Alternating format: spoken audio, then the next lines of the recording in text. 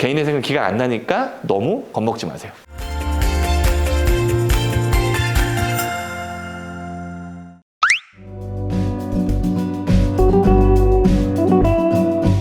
안녕하세요, 김민성 변호사입니다. 지난 시간에는 신청하자마자 기각이 되는 경우예요. 채무자 회생법 595조에 보면 기각 사유들이 있단 말이에요. 개시가 안 나고 바로 그냥 기각 날려버리겠다는 거예요. 첫 번째가 빚이 엄청 많을 때 담보가 15억 이상, 그 다음에 무담보가 10억 이상, 그런 경우에는 파산으로 가거나 일반회생하거나 그렇게 하셔야 되고요. 두 번째는 뭐냐면 가용소득이 하나도 없을 때, 쉽게 얘기해서 지금 실직 상태야. 그러면 회생 신청이 안 되죠. 내가 돈을 못 버니까. 그러면 취업해가지고 다시 회생 신청을 하셔야 되는 거고, 소득은 있는데 기초 생계비를 유지할 수 있는 어떤 그런 가용소득이 안 나온다. 쉽게 얘기하면 내가 뭐 200 버는데 뭐 막 기초 생계비가 300씩 나온다. 그러면 신청 자격이 안 되는 거예요. 그 다음에 청산 가치를 반영하지 못하거나 내가 빚보다 재산이 더 많은 경우는 회생시켜줄 이유가 없죠. 그죠? 내 재산으로 빚을 갚아버리면 되니까. 마지막은 면책받은 지 5년이 안 지났을 때, 회생해서 뭐 파산해서 면책받은 지 1년 만에 또 회생하고, 그건 안 돼요. 그런 건 안 되고 5년이 지나야 되고, 그거는 기존에 있었던 어떤 사건 번호를 알려주시면 얼마든지 쉽게 파악할 수 있으니까 이런 경우는 기각이 딱 되는 거예요. 아시겠죠? 그 다음에 이제 제일 많이 기각이 나는 이유가 뭐냐면 시간 절차를 지연하거나 정당한 사유 없이 뭐 성실하지 않을 때, 요건데 대부분이 어떤 경우냐면 의뢰인이 자료 준비가 안 돼가지고 보정서를 제출 제때 못한 거야. 그러면 저희가 한두 번 정도는 보정기한 연장 신청서를 넣어요. 이런 사정이 있어서 우리가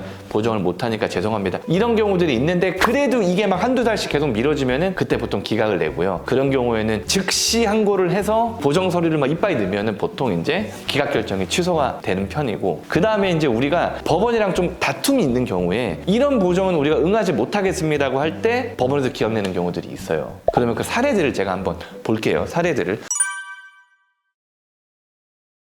제가 항상 얘기하는 게 개인회생에서 제일 중요한 4가지가 있다 그랬어요. 테마가 뭐냐? 빚, 소득, 재산, 추가 생계비, 이렇게 있잖아요. 4가지가. 그러면 빚에 대한 보정이 어떤 게 주로 나오냐면은, 야, 너 이 빚 어디다 썼어? 이런 거 나와요. 부채를 어디에 썼는지 사용처를 밝혀라. 이런 경우들이 있는데 내가 대출 받아가지고 그 돈을 어디서 썼는지 대부분 이제 모르는 경우들이고, 밝히지 않으려고 하시는 분들도 있고, 시간이 엄청나게 많이 걸리는 경우이기 때문에 이게 늦어지면 기각이 난단 말이에요. 쉽게 얘기하면 저도 18만 5천 원이 지난달에 뭐 어디선가 쓰였는데 그거 어디다 썼어라고 물어보면 한참 고민해 봐야 돼요. 한참. 근데 1년치 30만 원 이상, 3년치 100만 원 이상 이러면 멘붕 오거든요. 그죠? 이 멘붕 오면 기간이 늘어나고 자료는 안 오고, 대리인이 그게 어디다 썼는지 알 수 있는 게 아니잖아요. 나도 내가 어디다 썼는지 모르는데, 아니 우리 의뢰인이 어디다 썼는지 우리가 어떻게 알아요? 그러니까 그게 안 오면은 늦어지면서 나중에는 왜 보정 지연해, 보정 왜 제때 기한 안 지켜, 기각 나는 거예요. 이게 제일 흔한 거야. 이게 제일 흔해요. 이게.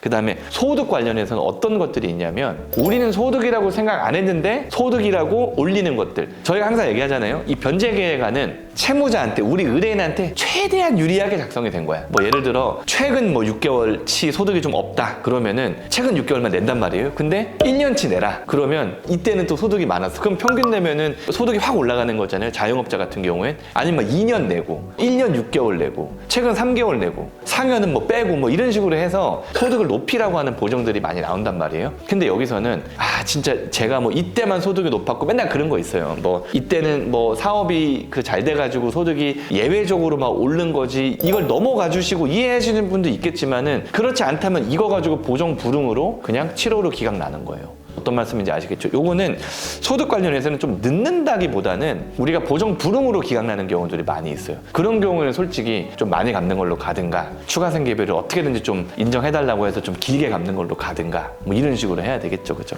소득 관련해서는 기억나는 것들이 자녀 학자금 막 몇백만 원씩 이렇게 지원받는 경우들이 있잖아요. 그것도 소득으로 넣으라 그런 적도 있고, 그 다음에 영업 많이 하시는 분들이 유류비나 식대 같은 거 실비로 회사에서 나오는 경우들이 있는데 그것도 막 몇십만 원씩 소득으로 넣어라. 그 다음에 야근이나 특근, 투잡하시는 분들 지금은 안 하는데도 옛날에 했으니까 넣어라. 뭐 이런 식으로 해서 저희가 봤을 땐 사실 좀 억울한 부분들이 있는데, 그게 이제 설득이 가능한 법원은 그냥 뭐 넘어가겠지만 무조건 넣으라고 우기는 데들이 있단 말이에요. 그런 경우는 사실은 보정을 불응하면 기각이 나는 거예요.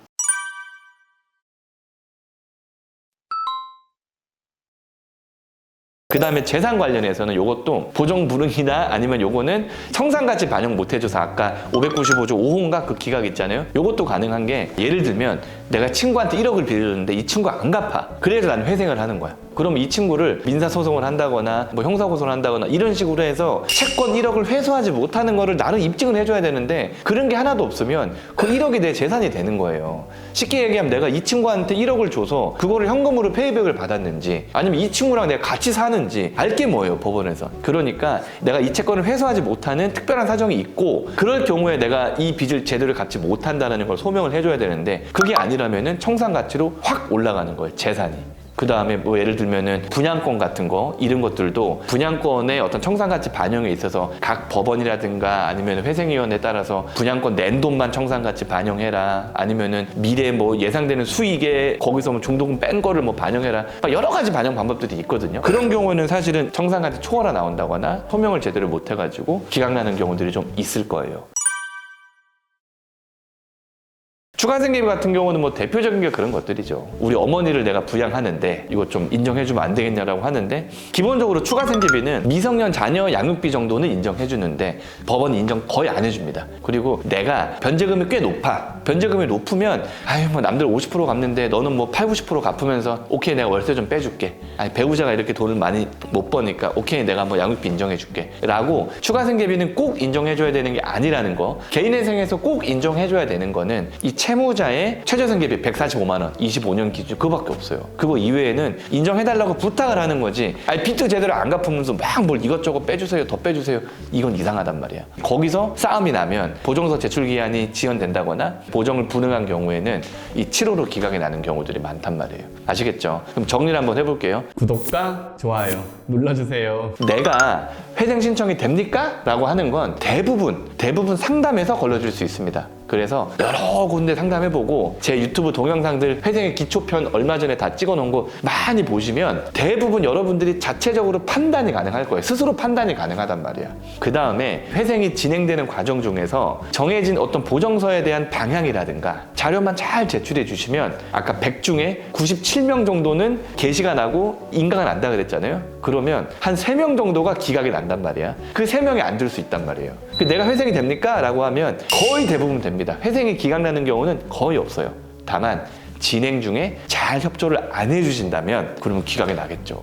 그래서 신청하시기 전에 너무 겁먹지 마시고 신청을 했으면 대리인들한테 최대한 협조해 주시고 혹시라도 우리 직원이 우리 의뢰인들한테 함부로 하거나 아니면은 뭐 절차 진행 중에 문제가 있으면 저희 회사 같은 경우는 제 핸드폰 번호 다 보내드리니까 그쪽으로 다 컴플레인 하시고 그러면 제가 또 이렇게 좀 본단 말이야. 기본적으로 저는 사실 좀 우리 직원들 편이긴 한데 어쨌든 간에 우리 직원들이 실수한 게 있으면 제가 그거를 뭐 숨기거나 감싸거나 그러진 않아요. 너무 당연하게. 우리 의뢰인들이 저한테 되게 소중하잖아요. 직원도 소중하지만. 하여튼 그래서 뭔가 문제 있으면 알려주세요. 그래서 우리 회사는 기각 안 나도록 그렇게 제가 최대한 열심히 해보겠습니다. 개인회생은 기각 안 나니까 너무 겁먹지 마세요. 감사합니다.